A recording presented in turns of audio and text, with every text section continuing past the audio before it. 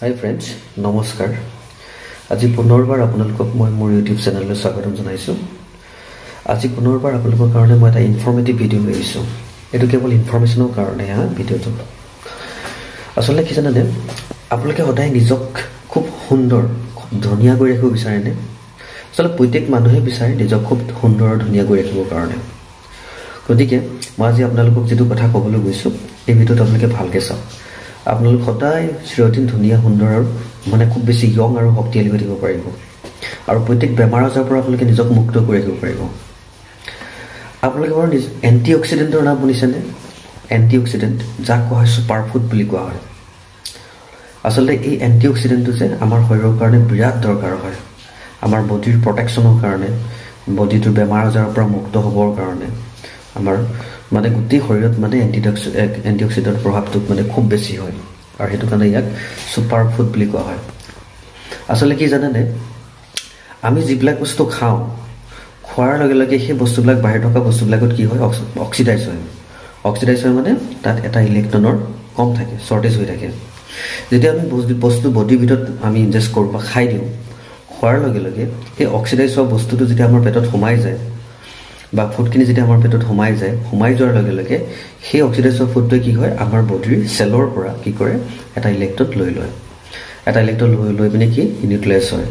তেতিয়া কি কৰে, যেতিয়া আমাৰ বডিৰ চেলৰ পৰা যেতিয়া এটা ইলেক্ট্ৰন লৈ লয়, তেতিয়া চেলবিলাক কি হয়, সোনকালে মানে এজিং হয় আৰু লগত মানে কি হয়, ডেমেজ হ'বলৈ আৰম্ভ কৰে চেলটো। সেইটো কাৰণে আমাৰ বডিত প্ৰভাৱ পৰে। আমাৰ স্কিনটো মানে খুতুৰা হ'বলৈ আৰম্ভ কৰে, আমাৰ স্কিনটো মানে বেয়া হ'বলৈ আৰম্ভ কৰে। আমাৰ মানে কি হয়, মুখত দাগ পৰাৰ পৰা আৰম্ভ কৰি চুলি সৰাৰ পৰা আৰম্ভ কৰি শৰীৰত ইটো বেমাৰ, লাংছৰ প্ৰব্লেম, চকুৰ প্ৰব্লেম, হাৰ্টৰ প্ৰব্লেম, এনেকৈ মানে বিভিন্ন ধৰণৰ মানে শৰীৰত বিভিন্ন ধৰণৰ বেমাৰ হ'বলৈ আৰম্ভ কৰে। গতিকে তেতিয়া আমাক দৰকাৰ হয়, এটা এণ্টি অক্সিডেণ্টৰ দৰকাৰ হয়।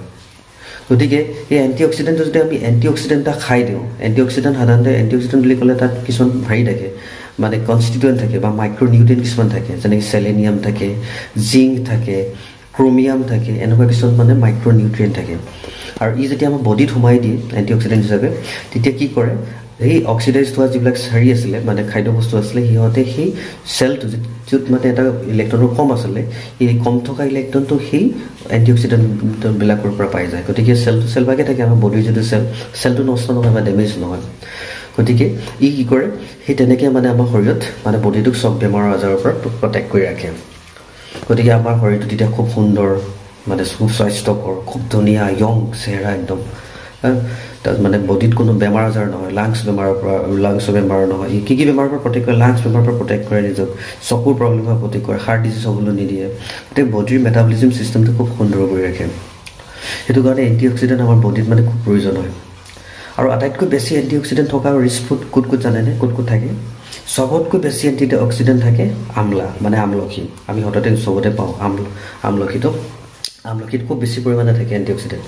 তাৰ উপৰি গ্ৰেপছত থাকে, গ্ৰেপছবিলাকত মানে আঙুৰবিলাকত থাকে খুব বেছি এণ্টি অক্সিডেণ্ট থাকে। তাৰপিছত আপোনাৰ থাকে হেৰিয়ত থাকে আপোনাৰ এইটো যিটো ৰেপছবেৰী বুলি কোৱা হয়, ষ্ট্ৰবেৰী, ৰেপছবেৰী, এনেকুৱাবিলাকত থাকে। তাৰ উপৰি নহৰুত থাকে এণ্টি অক্সিডেণ্ট, প্ৰচুৰ পৰিমাণে নহৰুত থাকে, পিঁয়াজত থাকে, আকৌ আঙুৰত থাকে।